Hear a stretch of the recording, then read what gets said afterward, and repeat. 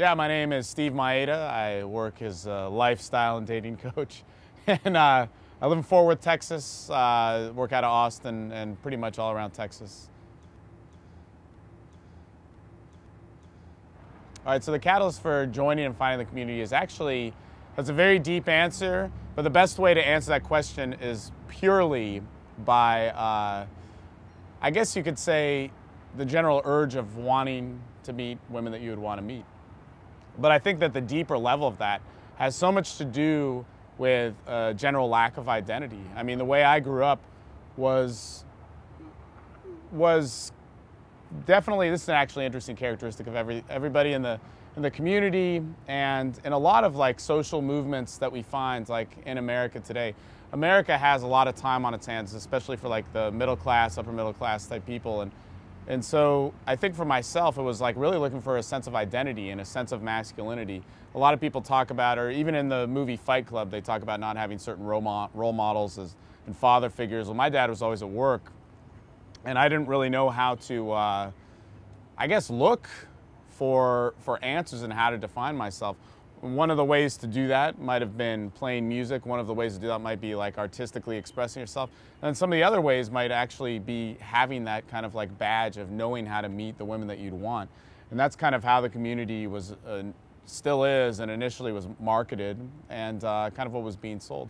And so that's what I wanted out of it. Now what I got out of it, completely different, but that's the catalyst, right?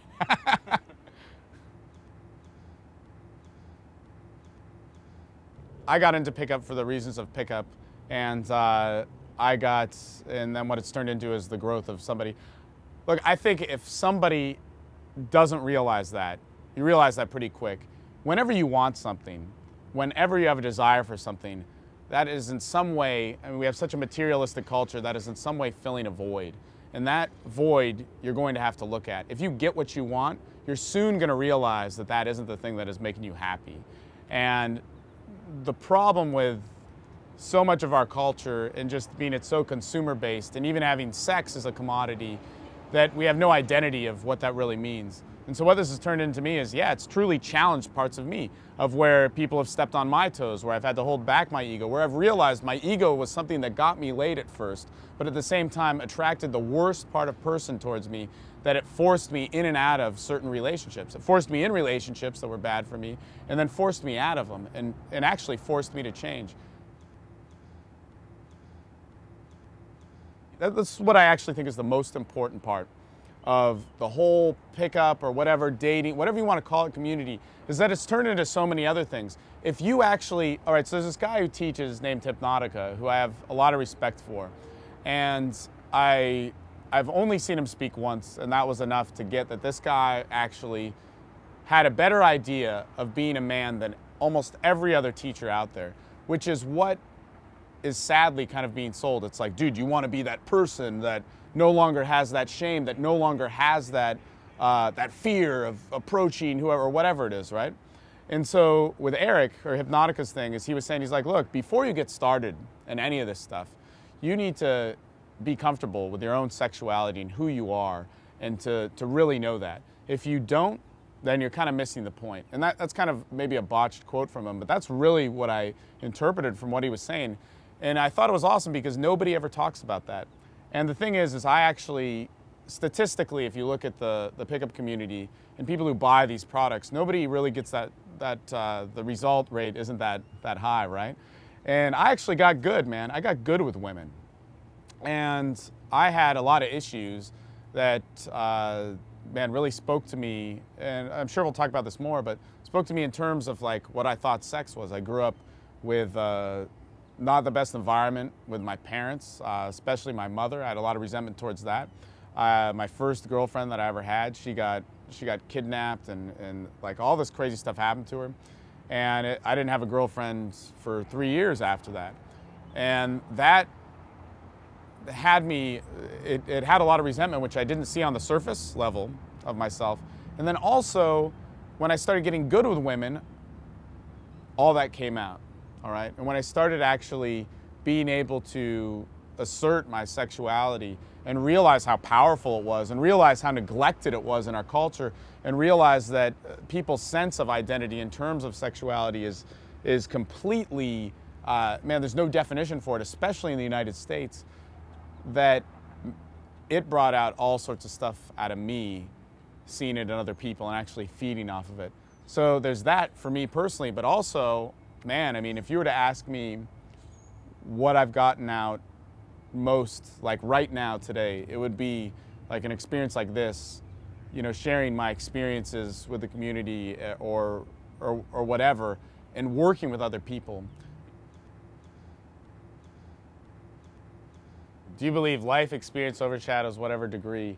Well, the degree is the emblem of life experience, all right? So I never had that, but I have plenty of life experience. But see, that's the thing is, I mean, let me tell you about this excellent product of mine called the Red Stack. Now, the thing is, the whole point of what I was doing with these stacks was to say, look, you have a life. You don't need to lie about it. If you just woke up in Lake Eola, where we're shooting at today, and that was your life, and you were kind of raised by pigeons, you could actually tell that story. And as long as you could make somebody understand it, you could get attraction from somebody. And that's all you need to know. It's self-expression, man. And this is something that, what does everybody freaking, like, what did Nietzsche say, the existentialist, right, about being an artist? And I used to get his books to try and be an intellectual, but one had like artist in the title, so I got it.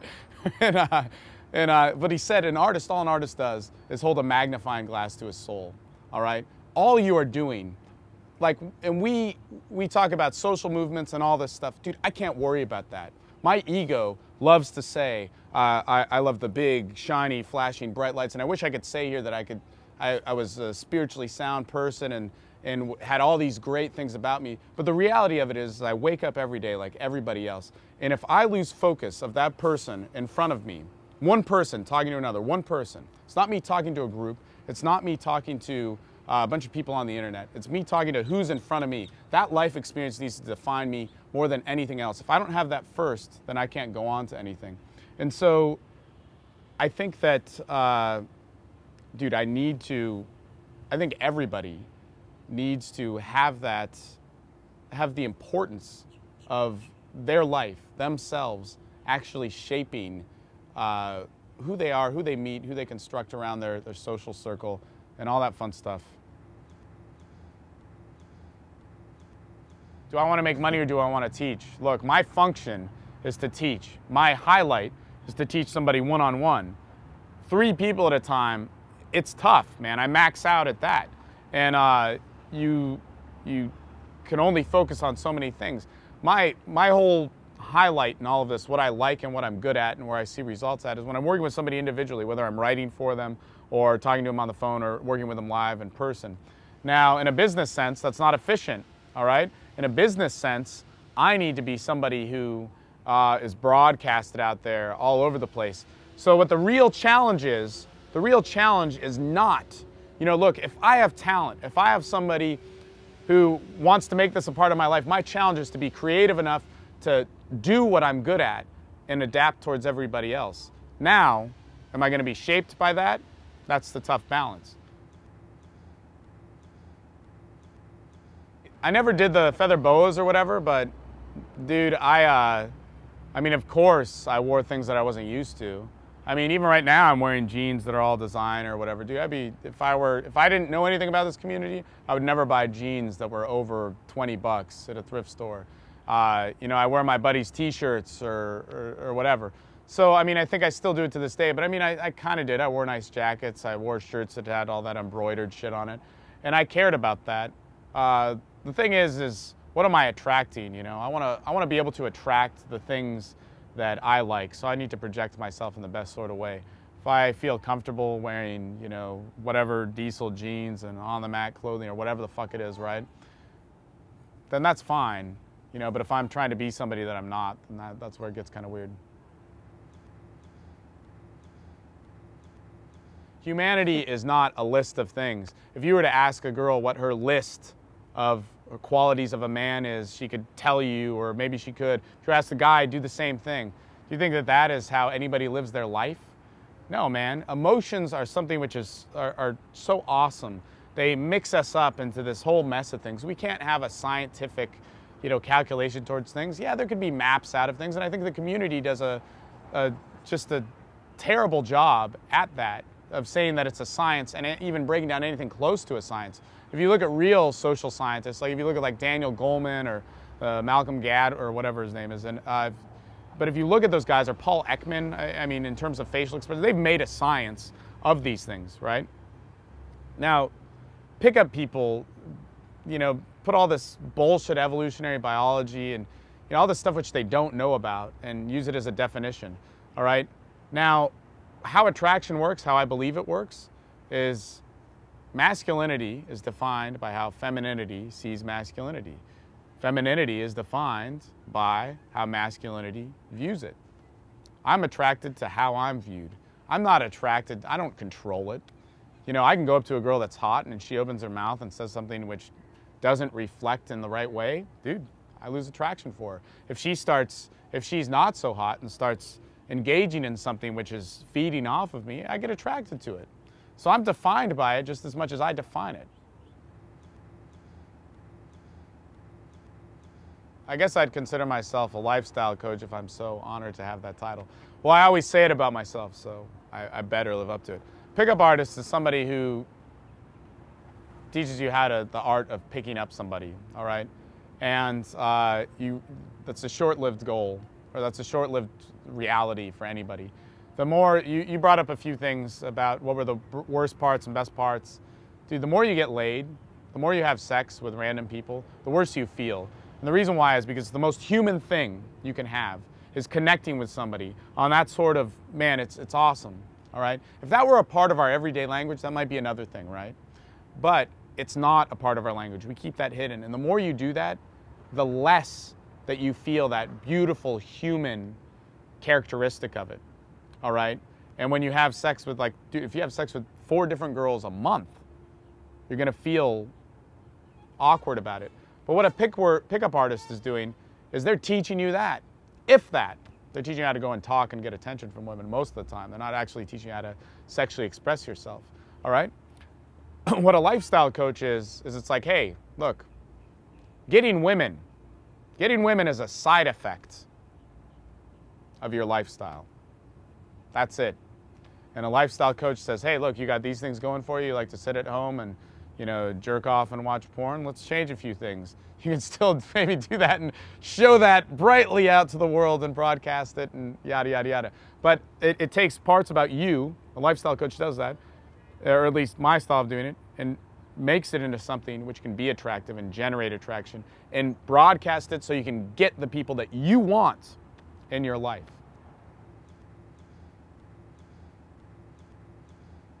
The best dating advice that I've ever gotten from anybody, and I got it when I was 17. I heard it on the radio, right?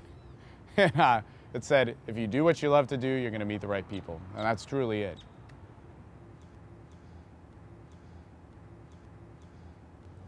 Who is David Deangelo to me? He's a website.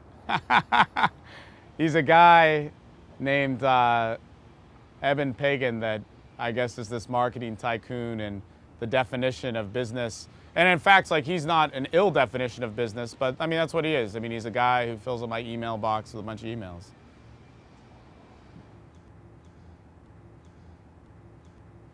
It defined the community. It actually, in some ways, I mean, the game, the first time, I never read it all. I read a lot of it. My friend read it, and he's like, dude, everybody's like a comic book character in it. So it kind of like made everybody this weird, it just made this myth, right? But at the same time, it made it mainstream. And so the long run of it, or in the long run of the whole thing, is it's better for things to be mainstream because it makes things closer to the norm. Something, look, the key to humanity is never being on the outside. It's never being too good or too low. It's being in the middle. I mean, we always connect with each other. And, you know, if there's 2 things that are ingrained in us, it's to socialize and it's to have sex. And in the social realm, there's so many definitions that we can create through society of how that all works. But if we lose sight of the norm, then man, we lose sight of ourselves. The book, The Game, yeah, it brings people to whatever, man. Do I still think that, you know, whatever, homelessness or drug addiction or alcoholism or or having lots of money is relevant in culture. Of course, man, it's the definition of our culture to see everything. But, all right, the things that are being said in the game, yeah, man, I mean, people come here from all different walks of life. My job is to, in some way, relate with it. They haven't had all of my experiences. Now, the goal is, yeah, dude, you want to be able to assert dominance and confidence in all of your affairs and to have some sort of honest integrity and get what you want, know what you want, and be able to go out there and get it. But to get there, man, the path is always screwed up. I mean, anybody who's done any musical instrument or any athletic event, you didn't start off, you know, running whatever competition with Jesse Owens or whoever, man. You didn't start off, you know, being some excellent guitar player or some pianist. You did repetition of things over and over again. But the problem is the community defines itself by those repetitive events rather than seeing the horizon, you know, seeing that goal to go for. Well, totally. All right, so do I believe that Western civilization has become feminized? Well, all right, so we get into a whole bunch of things where I'm just some uneducated dude. I mean, like, I kind of went to high school, and that's about it. But when you come down to, there's so many things that this hits on. First off, when populations get so big, they automatically refract. So if you look at like some of the older laws, like Jewish and Islamic law, to put somebody in a cage is never, it was never really an option, right? And even to put somebody to death took like it's very rare, especially in Jewish law. But what happens is society redefines things, and even with religion, you see Christianity get so big, it refracts into all these things. You see Catholicism get so big, it refracts into all these things. And so certain population densities can only hold so much. And what happens is when, let's say, to make this as simply put, if you sit on a plane and there's 100 people, that plane is full, all right, and you have a flight to Europe. Let's say you have a flight that's 10 hours. You'll get to know maybe the person next to you on both sides. That's it. If you have a plane filled with 5 people and you are on a flight to Europe, same amount of time, you'll get to know every single one of those people. And what is interesting is when you have more of a population density, we put bigger walls up in front of each other. And I think that's more of the issue that we're talking about. And I could go on and on about all these weird, bizarre ideas of that. But our culture has so much of a density of stimuli, so much of a density of people, so much of a density of lack of identity, of people trying to find that identity. And what's happened is we try and highlight it in such unique ways. And in fact, man, you could take a look at the American male. Nobody knows how to just live life, and the American female, to talk more along the lines of like what guys like Hypnotica or Jason Savage are saying, is men don't know how to be men because women don't know how to be women. And women don't know how to be women because men don't know how to be men. And that can transition into how you perceive people, it can cultural roles, whatever it is, and even in the bedroom. What is it that we have defining us? Like dudes on rap videos, dudes on you know, rock stars and whatever. Is it MTV? Is it whatever on like crazy news channel? Are those the things? Is that the best we got? Man, the most alpha male people that we know in our culture end up in prison because they don't have a place, all right? And they probably end up in prison for a lot of reasons. But what do we have to define ourselves? So in order, what the pickup artist community did was it took everybody and it made us be more like women to relate with them, which is interesting. And we need to know about women. That's not a bad thing. That's not a bad thing to look at feminine qualities. In fact, a lot of pickup artists are overtly feminine just in their, you know, if you were to define the things as being more talkative and thinking and, you know, whatever it is people would stereotypically define women as pickup artists fit that mode. But it was in order to gain attraction from women, in order to feel like a man, they did all these things which were effeminate to be that way, rather than look for a definition which, if you were to ask every woman, and I would challenge everybody to do this, is really ask them, and you normally ask them, ask your waitress, ask somebody you're friends with, ask a random girl that you know, open, and say, like, what is it that you really want? What is it that you really want out of a man? And they will get to the point where they say, I want a guy that knows how to make decisions, but also knows how to be soft, you know, is passionate, and knows what he wants, but also knows how to appreciate me. They'll always say that. And the sad thing is nobody knows how to do that. They think they have to do all this other bullshit, you know, in order to get people to like them, right? We've designed something, you know, the pickup community has designed something which has made us the most beta people in the world. We're redefining our lives to chase something that we have no concept of, which is a woman. Look, pickup is more about what it taught was being more about this facade of a male that gets women. It had nothing to do with knowing more about yourself. In fact, it repelled that idea. And knowing more about women, it belittled them. And so knowing more about women is a good thing. It's definitely a good thing. It will teach you more about social dynamics than anything. And knowing more about yourself is the true goal. You know? So I think both are important, both are ignored in the pickup community. The pickup community, look, in order for it not to look bad, look, it looks bad for various reasons because it comes in such a manipulative guise. Even a lot of the things, if you look at somebody who's really excellent at this, you would look at, well, Adam is good in the pickup community at this.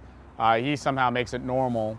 But if you look at somebody that really does this, a guy like Darren Brown who takes like manipulative tactics, he's a mentalist dude and he makes him, you know, kind of like cool and sensationalized. The problem is that's never going to be the answer. Is broadcasting to the mainstream, I mean, why should that be your definition? Of course, for business, that's a good definition. But why should that be your definition? When has that ever benefited anybody? Because what I know from experience is like one of my good friends, who I don't talk to enough these days, is a guy who taught me a lot about women. He's a guy named Mickey, who's a homeless dude. He actually had one eye, as a Mickey one eye, who actually had a lot of game with women. Now, Mickey used to be a pimp. Mickey used to, you know, do crazy shit, right? But if I'm willing to see the good and bad sides of him, if I'm willing to see all of him and understand it, I'm getting closer to that reality than anything else. People argue about politics, people argue about opinions, people argue about all that stuff. In fact, there's a guy who's a pornographer who's a good friend of mine. I trust him. Dude, he could have money of mine. I trust him more than pretty much any pickup artist instructor. And, you know, he's done a lot of bad stuff. He's done a lot of good stuff. If you're unwilling to see that, then shit, man. Fuck. What can you get out of it? Now, I get that with my students, but why should that be my goal with the mainstream? Now, my goal with the mainstream should be, it's like, hey, look, I'll show myself honestly, how much are you willing to see it? You might see the bad parts, you might see the good parts. Who the fuck cares, man? That shit can't define me. My purpose is to work with the person in front of me.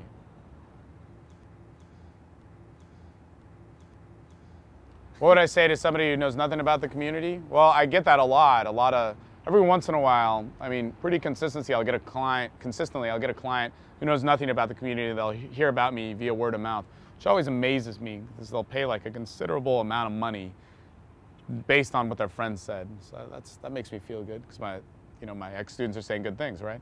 But in any case, what I would say to them is, hey, well, look, first off, I was coaching them. I'd say, go out and talk to some people and let me see you talk to them. You know, let me see what's going on, and then I'll explain how the principles are relevant. But I would say, look, man, go out and socialize and know what you want. Know what you want from women or know what you want from your social experiences. And if you can have any link, any bit of a definition of that, then you're a step ahead of what people who are kind of like reading the game or buying into a lot of community things or propaganda, whatever you want to call it. You're going to be a step ahead of them because that's not about what you want. It's about what the template around you is forcing you to be shaped in. In this scene, this is like a scene which is saying you need to put a mask on, you need to wear your armor in order to go out into the real world, and that's what people are going to like about you.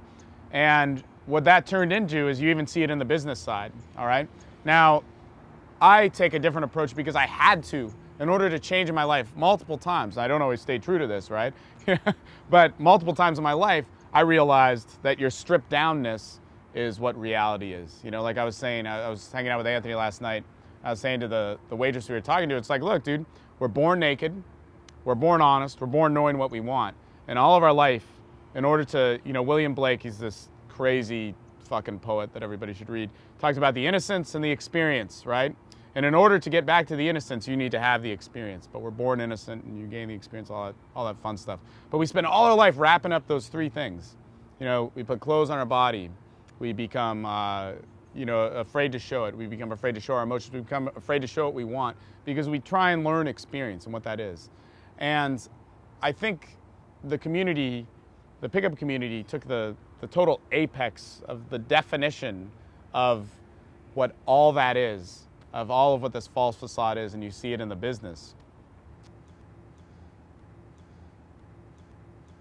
So do I think that the community has a soul, or is it just to make money? I mean, that would be like, what is America? I mean, the spirit or the world, or what is the essence of humanity, or what is religion? Look, there's pros and cons to all those things. And yeah, the community has an obvious just domination of marketing, and so much to the point that it's sickening, right? And we all fall into it. I mean, one of the things which is the only way you can really know if you truly love something is if you don't take money for it.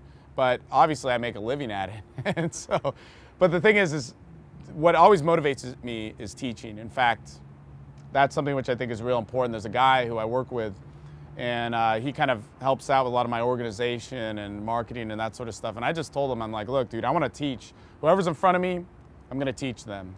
And you figure out if they've paid or not, but that's all I want to worry about, because that's all I really care about, and that's what I'm driven by.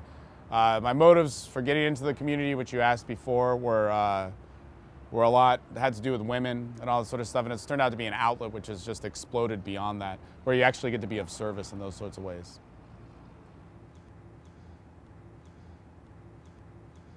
I don't know, man. I mean, hopefully the community will turn into less of a community defined by how much you get laid or how much other people think about you, right? How much other people judge you for you. And actually goes back to those roots of, God, man, those age-old things. You know, it's never going to be an old statement when Martin Luther King is giving his I Have a Dream speech and saying that we're judged by the content of our character. And it's also, even if you go back in religion or whatever, I mean, if you take the ideas of like Islamic art or Jewish art, or I'm neither of which, but if you take the ideas of those were to disempower the identity. If you look at Islamic art, or if you look at the Star of David, they're symmetrical because nothing in nature is symmetrical, because we are not God, or we are not all of this. We are less than it. And so I think where the community hopefully will go is to something where it's actually actualization or realization of people and bonding and the need for socializing. When I was 21, when I was 23, 24, 25, 26, I was so egotistical about my artistic endeavors that I hated socializing. And that's the only answer for me, is to have a bond with people. And it's got to be a bond that is face-to-face. It can't just be false. It can't be to a bunch of people. It can only be to one person in front of me. And I have to always maintain sight of that. So hopefully the community comes back to the importance of togetherness in a very, very unique way, where we get to see ourselves as individuals rather than forced to define ourselves as individuals.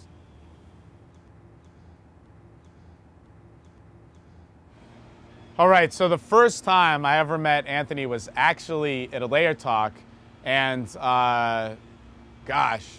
So I went to the top layer. Sinn and I spoke at the top layer talk, and he talked to us afterwards about a convention or something like that. And he had already done it 1 year, but a lot of people had talked to us, and he was actually really grateful. Actually, I remember either seeing something on the top layer site about how good the talk was that we had given or something, and that it was by him. But that was it. It was just a real brief impression. Now, what really defined that for me was, for all the people watching this mass of people helping on this documentary. It's really amazing. But the guy who has been with Anthony doing all the video work is the same dude as 2008, 2009. And what he commented on the ride over here as we were getting ready to shoot was the integrity that he saw in Anthony from the experiences in that first year that he worked with him. And dude, I saw the same things. My friend John, he's a marketer, and marketers can be like the biggest snakes in the world. And I said, dude, John, you seem like a really passionate person. And he looked at me and said, dude, what the fuck else is there? And that defined what real integrity is. And that's what I saw in Anthony. I mean, there was a guy who developed this thing for nothing.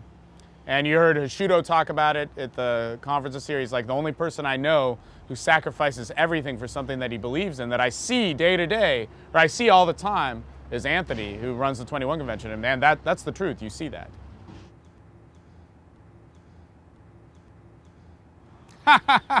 Well, I would like to, what made me want to speak at the 21 convention? I'd like to say my genuineness and my, I don't know, all these great, amazing, integrity-filled things about me. But as Anthony told me last night, that I said, oh, wait, Sinn and Mihao are speaking, I'll speak. What made me speak? I always speak. I always try and talk as much as possible. I always speak at layers. And one of the things is I always demand that I speak for free.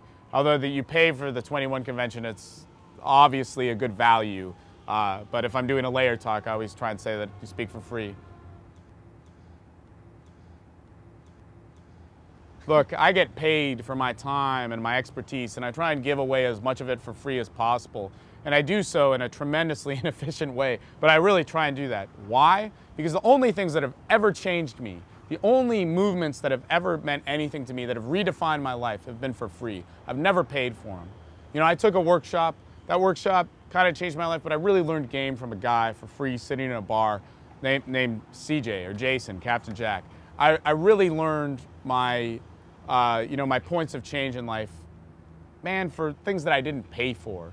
And when I start putting value upon those things and having it be defined by that, there's no way that it can have a total value of a human self that I can relate with and somebody else can relate with. So footage for free, absolutely, man. I think that everybody should be doing it, and I think that everybody should be humbled by it and put it in check. Anthony was talking to me about his website, and I could talk about my website, and there's all these problems with it. But so what? You know, so what? If you have passion to change people and you have that tenacity going out there, fuck, man, I don't give a shit if you're standing on a street corner preaching. I mean, fuck, man, people who've changed and taken greatness. You look at a guy like George Foreman, who lost to Muhammad Ali, had all these beliefs about whatever, and he was defeated as a human being. He went out on the street corner and preached about, you know, Jesus and all this bullshit, right, for years.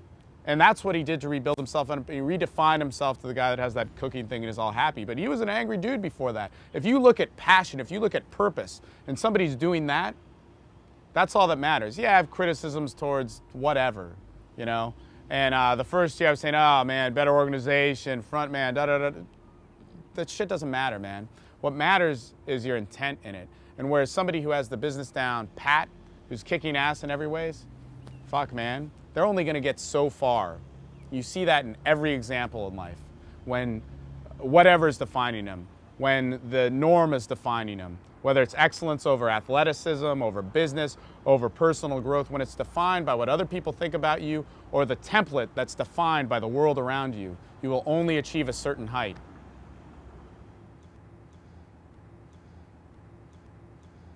So what I see in the convention are people who can speak to big groups in a good way. It's not even my highlight, right? It's not a lot of people's highlight. And I think, whatever, man. You know, what I think is if the community, or if the convention actually had a feel which was more intimate, that would be better, where people were able to actually engage. Look, I know that there's a lot of stuff online, and like tremendously grateful for it, and it's awesome, and nobody else is doing it, and that's great. But I think the best moments at the convention were afterwards, like when I would do things like layer talks, and it's not just me, or when somebody else, you know, where whoever, Fuji or whoever the fuck else was talking to somebody. If you ask anybody, look, Adam was in and out of that convention, yet everybody who talked to Adam remembers Adam, all right? And Adam has that feel of being able to relate with people. If there was more of that intimacy, that would be a huge thing. It's kind of like game. You gotta isolate. You gotta talk to people and relate on their level. When you don't, you get all these agitations and people feeling they're on the outside. And this is absolutely something where you can't have somebody on the outside in order to grow. They have to be in there and working and feeling and a part of it. I see it as an opportunity for myself to talk and gloat on about things, but I see it as an opportunity to go and travel and meet people and probably have a good experience. You know, I could meet somebody in a cafe who's not even at the convention and it could change my life. Or, you know, whatever, it could change my perspective for that moment. That's all that matters. But for me to judge where that's going in the whole direction of the 21 convention, dude, I don't know. I mean, fuck, like I said, you can make mistakes. You can make drastic mistakes, but as long as you're guided in the right direction, that's the main thing. If you're on the right road and you have honest footsteps in front of you and you fall in a hole, climbing yourself out of it is the journey. But if you go around that hole and walk in a different direction and see the horizon, and you take that road and your footsteps are ruled by your fears, you're going to end up so far off the mark, it doesn't matter. So man, good thing, bad thing, it's a good thing in the long run. Other events are defined by commercialization, whereas the 21 convention actually has better quality production. You know, people say the website doesn't have enough, whatever, but again, that doesn't matter. It has better production, so what did Anthony do first? He grew in video production and how to get that on the web for free, and that was important to him. You know, is that the right move for getting people to build his list and make all this money? In the long run, I think it is. But other conventions are purely, they're completely ruled by making money and turning a buck, and you see the implosion of them. Whereas, look, I'm really good with women. Who was listed as the PUA Summit's top PUAs, the best new PUAs? Really? Who was? Like, it's all political, all right? And Brad P was listed as the best. He is. He's fucking good. But other people who've been on that list, give me a fucking break, man. And new PUAs, give me a break. Dude, I have, I'll say, and this is my ego talking, but I have like some of the best track record with students. I mean, my students will annihilate most instructors. And they do all the time. Well, whatever. What does that mean? My students are happy with their lives. And I get that, all right? And then other people defining this is all based on, you know, who you know and whose ass you kiss. It's not based on results. And what I see happening with Dream is not really highlighting PUA's result-wise or in some sort of ranking, but it's actually getting the information out there. So it's sending a completely different message rather than saying, this is the PUA community and this is how it's defined and this is who we are and this is how we're gonna be. And fuck, man, all of you should be like us. It's what it's saying is like, look, here's this information. Let's get these guys in a room and let's just get them there first. Let's get them there first and as many people as possible. And let's give them whatever information and then we're gonna figure out the rest later. All right, let's add some video to it. All right, let's add some direction of, you know, I want it to go all over the world. I want it to actually be a global network or whatever Anthony is saying, right? But let's start with action first and then let's have those ideals run it. I mean, the first year I came, 2008, Anthony was talking about all this holistic stuff and you see him change as a person. The specifics of maybe those holistic things or the specifics of his exercise program that he's doing are not the main thing, right? What's the main thing is the purpose behind it, all right? So I could sit there and say, well, hey, this is a technique for going and opening a girl or seducing a girl. That could change, man. It's how I do it. It's how I do it, and it's how we all do it together. It's how we all come in, it's how we all watch this video, it's what we take from it. It's what our motive is, our screen, our filters in front of it that we're seeing the world with. And if I can do something, if Anthony can do something, if you and all these other people can do something, if Fuji and Adam and who the fuck else knows can do something to help less filters be put in front of it, now that's a good thing. You know, and that's great. And that's trying to balance for the mainstream, but we can't be defined by it. We have to show what's honest with ourselves, which is our experience, strength, and hope, and that's it. And that's all I can count on. And so what I see with the convention and how different it is it has that. It has that unique quality. Whereas the other ones, it's like, fuck, let's make a buck and let's put a definition on it because I read in a marketing book that it has to have a headline and a sales tagline, and this is it. It's the same thing with that human being who's David Deangelo, who's probably a great guy, and he's actually not guilty of many things, but is sadly defined that this is a list of things of what you need to know. And we're human beings, we're not a list of things, we're individuals. The more we're applied to that list of a structure, the more we're neutered and reaching out for some sort of identity. Well, I think a sense of unity is a very important thing, but is defined by the corporations, it's a terrible thing. Because then only money motivates, and quality doesn't motivate. So it has some pros and cons.